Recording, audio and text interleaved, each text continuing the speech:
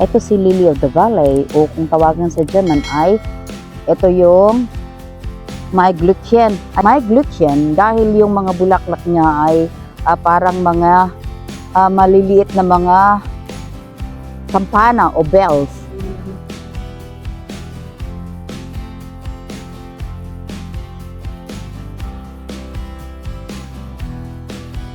Ang video natin ngayon ay tungkol sa pagkakaiba nitong dalawang mga pananim na ipapakita ko sa inyo na matatagpuan sa mga bakuran at sa mga gubat.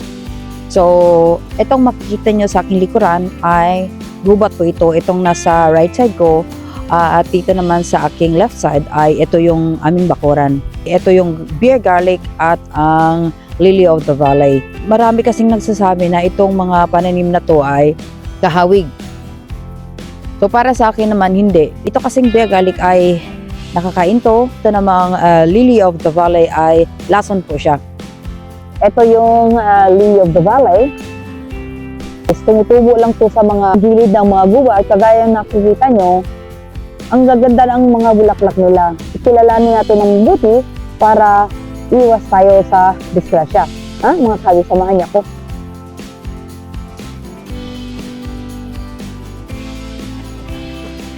So, ayan. So, ito po yung Lily of the Valley. So, tingnan nyo yung itsura ng kanyang mga bulaklak. O, diba? At mga kabis, mabango po to. Bango ng kanyang bulaklak. Kaya lang, ay nakakalason po ito. So, ayan, diba? Ang ganda. No? See? Ito naman si beer garlic. Ganito ang itsura ng kanyang mga bulaklak.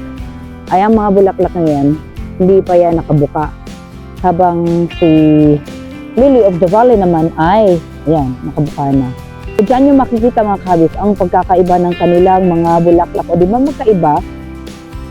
Kaya nga nagtataka ako kung bakit yung iba, sinasabi nila na magkahawig daw sila. Dito kasi sa beer garlic ay iba yung kanyang puno. Sa mga ugat pa lang may pagkakaiba na, di ba? Ang mga ugat nitong si beer garlic ay medyo puti. Habang si Lily of the Valley naman ay may pagka-brown ng kanyang mga ugat. Papunta tayo sa itaas. Dito banda, iba puti itong si beer garlic. Habang ito naman si Lily of the Valley ay may pagkamaroon ang kanyang mga part sa kanyang puno. So, paakyat tayo para makikita nyo. O, diba? Itong si Lily of the Valley ay meron siyang ganito. Diba? Parang nagsa-start na dahon niya. Habang ito naman si beer garlic ay wala siyang ganyan. Meron siyang ganyan pero iba yung kanyang kulay. So, para siyang nalalanta. Habang ito naman si Lily of the Valley ay hindi. At iba talaga ang kanyang kulay. Diba si Lily of the Valley meron siyang ganito, oh, diba? Ayan. Meron siyang ganito. Ito naman si beer garlic ay wala siyang ganyan. So ngayon paakyat tayo. Ayan. So makikita natin ang pagkakaiba nitong dalawang mga pananim na to. Si beer garlic naman ay ang kanyang mga dahon ay tingnan niyo yung surface niya dito sa, diba ganyan ang itsura sa babaw, no? Habang dito sa ilalim ay ganyan. So para siyang matte. Ito naman si Lily of the Valley ay may para siyang mga lines na ganito. Ang ibabaw ng kanyang dahon ay ganyan ang itsura. Matte siya dito sa ibabaw. Napapansin niyo ba ang pagkakaiba? Ayan, matte siya at dito sa ilalim ay makintab. At ang bulaklak, kagaya ng sinabi ko kanina, magkaiba talaga. Itong si Lily of the Valley ay parang mga bells yung kanyang mga bulaklak at mabango. Habang ito naman si beer garlic ay iba yung kanyang bulaklak. Ibang-iba talaga ang bulaklak ni beer garlic compare dito kay Lily of the Valley. Ang pinaka number 1 na pagkakaiba nitong dalawa ay itong si beer garlic ay ang kanyang mga dahon ay amoy bawang. Ito naman si Lily of the Valley ay walang amoy ang kanyang mga dahon. So mga kabis, ngayon pinakilala ko na sa inyo itong dalawang mga pananim na to na maraming nagsasabi na magkahawig daw sila.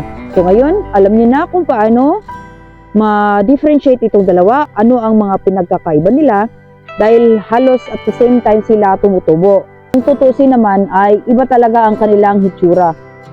Magkakamali lang tayo kapag hindi natin lubusang nakilala itong mga pananim na to. Itong si Bear Garlic ay tumutubo ito sa mga lugar na kung saan may tubig o kaya moist ang lupa.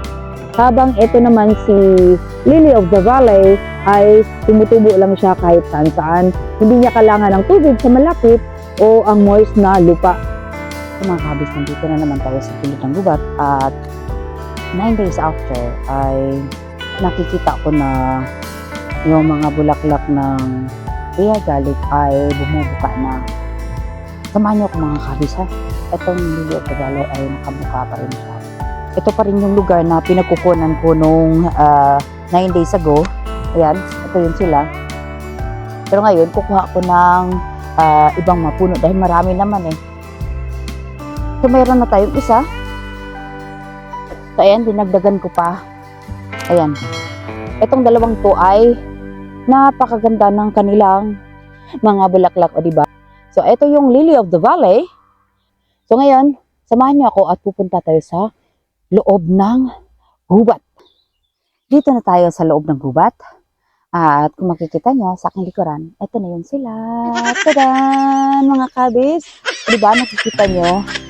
Ang ganda ng mga bulaklak nila. So ngayon, ayan. Ito yung mga bulaklak ng Bear Garlic. Diba? Ang ganda. Puting-puti nila, no? Ang dami niyan. Ang gaganda nila. So, diba? At kung tingnan nyo ng maigi, ang lalapad ng mga dahon nila. So, hiyang po sila dito sa part na gubat na ito. Hinahayaan lang namin dito na tumubo sila. Total, paparami rin yan sila. At balang araw ay baka mapupuno itong forest na to ng Bear Garlic, diba? So, marami nang pwedeng kumuha dito. So, nakakatulong pa tayo sa kalikasan.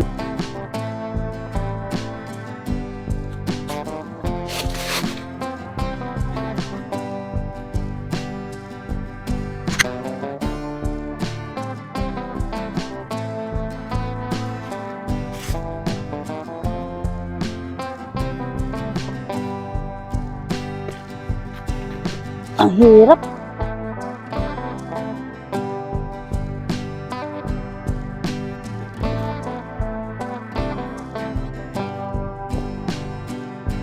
So, yan mga kabis. O, diba kita nyo? Yan. So, ito siya. Itong isa ay baby pa to. So, iiwan ko yan dito. So, mga kabis, para po sa lahat, para po sa kaalaman ng lahat, itong mga Bear Garlic na to ay galing po to doon sa aming bakuran at dito namin nilagay. So, wag kayong magtaka na baka sasabihin ng iba dyan o mayroong magsasabi sa inyo na kumukuha ako ng mga Bear Garlic sa gubat dahil bawal itong ginagawa ko. Uulitin ko po para po sa kaalaman ng lahat. Itong mga Bear Garlic na to ay kami po ang nagtanim dito. O diba mga kabis, ang gaganda nila. Tingnan mo. Yan pa ang itsura ng Bear Garlic. So ngayon, diba ang ganda? Wow! Sana all mga kabis. Pamay na kayo, diba? Yan. Dumami na yung mga Bear Garlic dito. Hindi ko pa yan nakita nung last year. Meron pa dito, ayan, Bear Garlic yan. At meron pa dito, umakyat na ng kaunti. At ayan, Bear Garlic yan, ha? Ayan, Bear Garlic din to. So, sa susunod na mga taon, dadami pa yan. Meron pa dyan, no? Oh. Diba? Unti-unti yang aakyat doon, banda.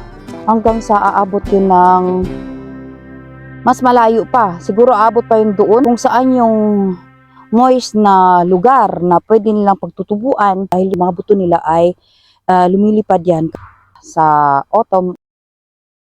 Merong mga tumutubo na kahit saan-saan lang, no? Meron pa nga dito, wala lang siyang bulaklak. Ayan. Bear garlic din yan. Kita nyo ba? Ayan, bear garlic yan. Meron pa dyan, Laganap na ang bear garlic dito sa lubat na ito, mga kahabis, na malapit lang sa aming bahay. So ngayon punta tayo sa baba at i-compare na natin ang mga bulaklak nitong bear garlic at lily of the valley. So ayan mga kahabis, ito na yung kinuha ko na bear garlic galing sa gubat. Ayan. Ito naman si lily of the valley. So ngayon gusto kong makikita nyo. Gusto kong ma-compare nyo mismo yung kanilang mga bulaklak.